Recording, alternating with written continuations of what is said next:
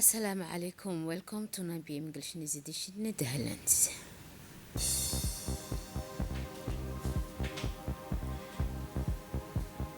A new global fund to finance African connectivity.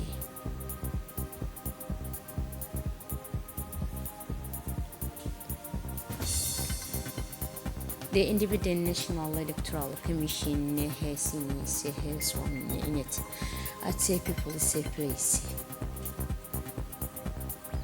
For international scene, this is completely energy and just strategic habits for those that are not the national news. Mogadishu women's demonstration against Israel reconnection of Somaliland. The Somali capital Mogadishu witnessed a massive demonstration yesterday, Sunday, organized by Somali women to concern what they consider it an figment of Somali sovereignty and territorial integrity following Israel reconnection of the Somaliland region. According to the Djibouti radio and television RTD correspondent in Somalia, the demonstration took place in the unknown soldiers in Monument Square in the heart of the capital and was attended by a large number of female leaders and activists from various backgrounds. This demonstration was distinguished from pre-fuse when it's by exclusively female charter of Somali women initiated, organized and supervised it entirely in a clear expression of unified and firm stance against what they describe as Israeli aggression and attempt to divide the country. The Foreign Minister of Somalia and Kuwait met on sidelines of the extraordinary meeting of the Council of Foreign Ministries of the Organization of Islamic Cooperation, where they affirm their rejection of the alleged Israeli initiative regarding to the reconnection of Somaliland. For more detail with Aisha. The Foreign Minister of the Federal Republic of Somalia, Abdulsalam Abdi Ali, met with his counterpart from the state of Kuwait, Abdullah Yahya, in Jeddah on the sidelines of an extraordinary meeting of the Organization of Islamic Cooperation Council of Foreign Ministers. During the meeting, the two ministers reviewed bilateral relations and discussed ways and means to further strengthen cooperation as well as regional and international issues of mutual interest. A key focus of the discussion was Israel's recent announcement claiming to recognize the so-called Somaliland. Both ministers firmly rejected any measures that could undermine Somalia's unity, sovereignty, and territorial integrity. They emphasized the importance of upholding international law and principles that protect the independence and unity of states, noting that such unilateral actions constitute a clear violation of these norms. The Kuwaiti foreign ministers reaffirmed his country's full support for Somalia's national unity and sovereignty, pledging continued backing for the Somali government in all efforts to maintain the country's security, stability, and cohesion. The Prime Minister Abdulkarim Mohammed received the World Food Program Resident Representative Juri Mr. Kamala today at the Prime Minister's office. This was a farewell visit following the completion of the Mr. Amonese mission in Juri. The meeting addressed ways to strengthen cooperation between the Republic of Djibouti and WFP and emphasized the importance of continuing the partnership to address humanitarian and food security challenges in the region, particularly given Djibouti's pivotal role as a humanitarian and logistic hub in the Horn of Africa. At the end of the meeting, the Prime Minister expressed his appreciation of its effort made by the UN officially during his journey in Djibouti. The Speaker of the National Assembly, the late Mohammed later received today the United States Ambassador to Djibouti, Ms. Cynthia Khrushchev, accompanied by a delegation of American experts in the presence of Ms. Mary Natalie, Director General of the National Authority for Nuclear, Radiological, Chemical, and Biological Safety and Security in friendly visit. The meeting addressed ways to strengthen cooperation between the Republic of Djibouti and the United States in the area of the nuclear and radiological safety and security and support national capacity and adherence to international standards, particularly those issued by the International Atomic Energy Agency. The Minister of Economy and Finance in charge of industry, Mr. Ilyas Musedawali, received today the Director General of the China Electoral Development Finance Corporation, Mr. Zongjing Wang, an official visit to Djibouti. The meeting focused on strengthening cooperation between Djibouti and CMC to support infrastructure and economic development projects, including connectivity, transportation, and energy in accordance with international quality and sustainability standards. Various partnership models and mechanisms for industrial and operational cooperation were also discussed along with the establishment of collaboration platform for implementing priority projects. The People's Place hosted a swearing in ceremony this morning for the members of the Independent National Electoral Commission in significant institutional steps toward consolidating democracy and the rule of law. The ceremony was held in the presence of the President of the Constitutional Council, Mr. Abdi Ismail Hirsi, surrounded by the members of the Constitutional Council as well as the new members of the Independent National Electoral Commission. A number of civil and administrative officials also attended this important national event in accordance with applicable legal and constitutional provision. The member of the Independent National Electoral Commission took the oath before the Constitutional and Council formally pledged to perform the duties with integrity, transparency, and impartiality in full compliance with the laws of the Republic.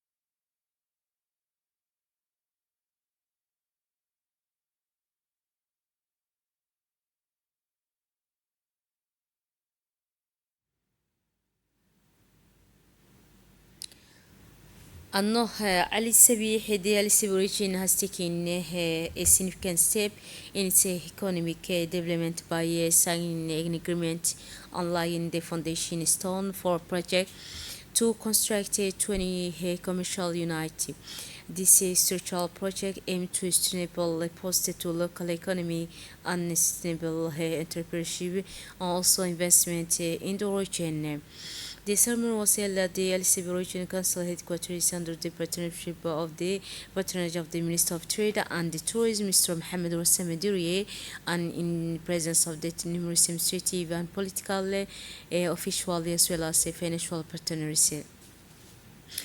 The agreement was officially signed by the chairman of the Ali Sabi Regional Council, Mr. Sharmaki Hassan Alali, and the general manager of the Bank of Commerce and Industry of the RTC, Mr. Sebastian Nahun, the institution fully financing the project.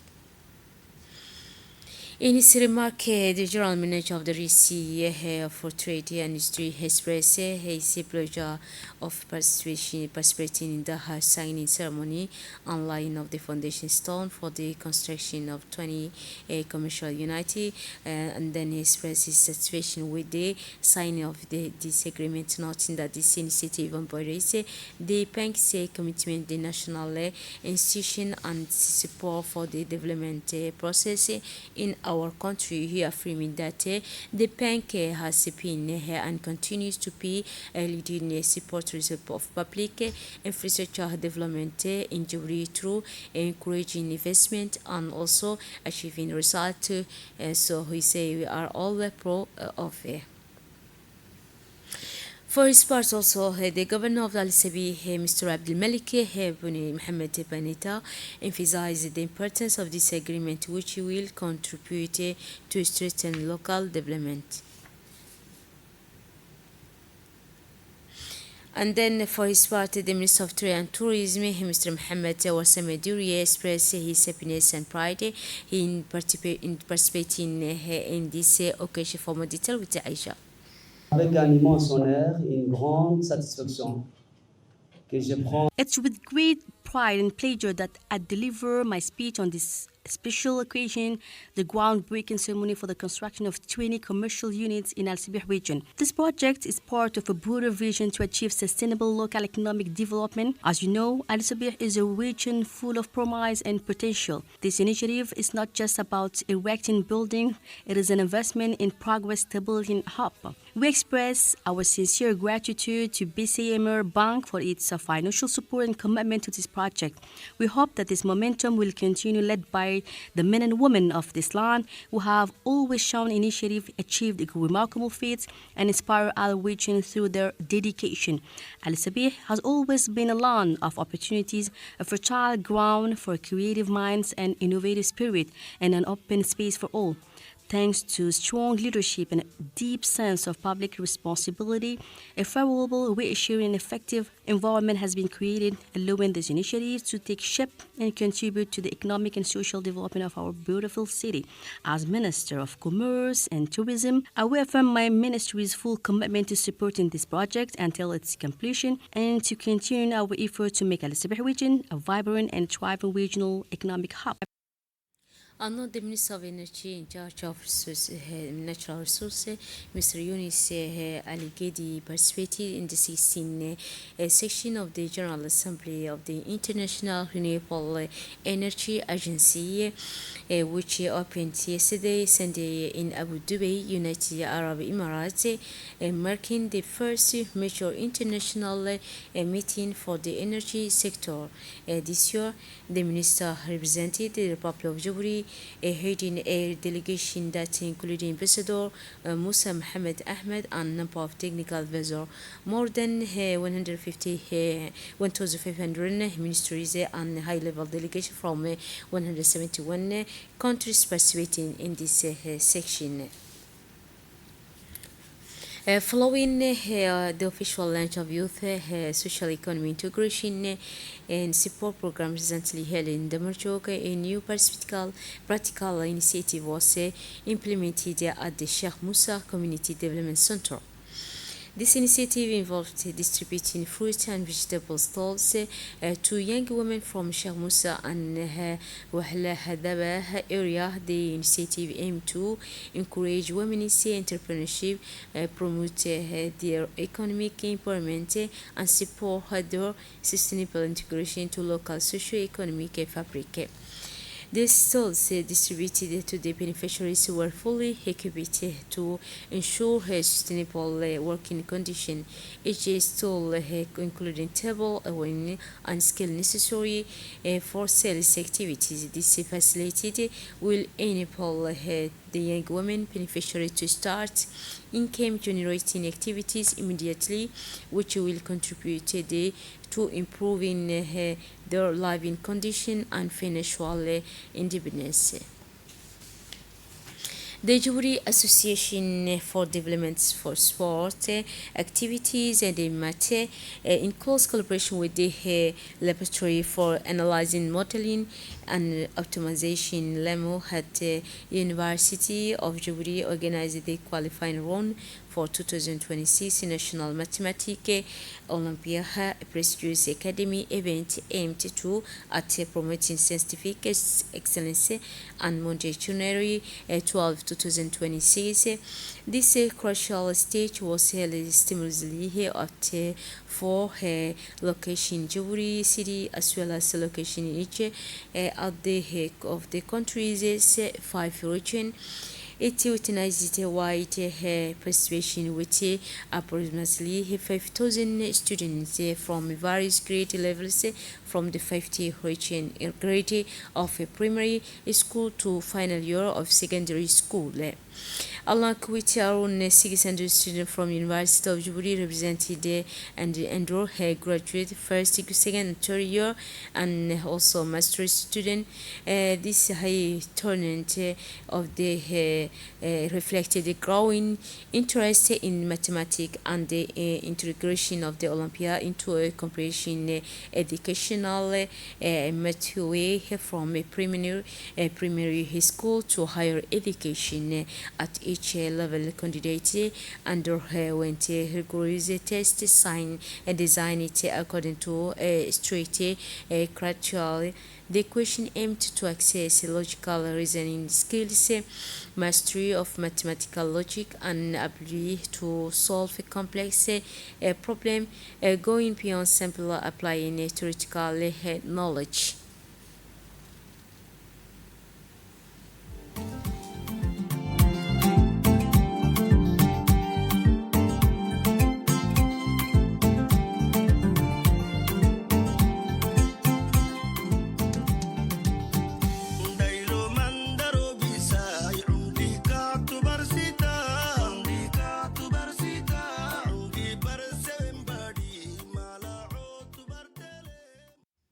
The Youth Movement Committee, supporters of the People's Really for Progress Party, organized the UOG 26 Branch Championship, announced the result of today's match. In the first match, the Sheikh Osman team achieved a well-deserved victory over the Q20 team with a score of 2-0. In the second match, the 7th District repeated Umpuli team triumphed over District 3 team with a score of 3-2. Both matches were held under ideal organizational condition in an atmosphere characterized enthusiasm, high sportsmanship, discipline, and commitment from the participants youth. Enough international has seen the repeated attacks by Israel settlers in the occupied West Bank have triggered a growing wave of forced displacement among Palestinian Benjamin families. For more detail with Aisha. By Israeli settlers in the occupied West Bank is forcing many Palestinian Bedouin families to leave their homes. In Ras Al Oja, nearly 50 families were displaced last weekend after decades of living there. Settlers cut electricity, attacked homes, and harassed residents, sometimes with weapons. Local people say Israeli forces often arrest Palestinians instead of protecting them, while settlers face no consequence. Surrounded by illegal settlements, families must choose between staying under constant threat or leaving their land. Human rights groups warn that these forced displacement are illegal under international law. They call on the international community to act quickly to protect Palestinians, civilians, and the right to stay on their own land.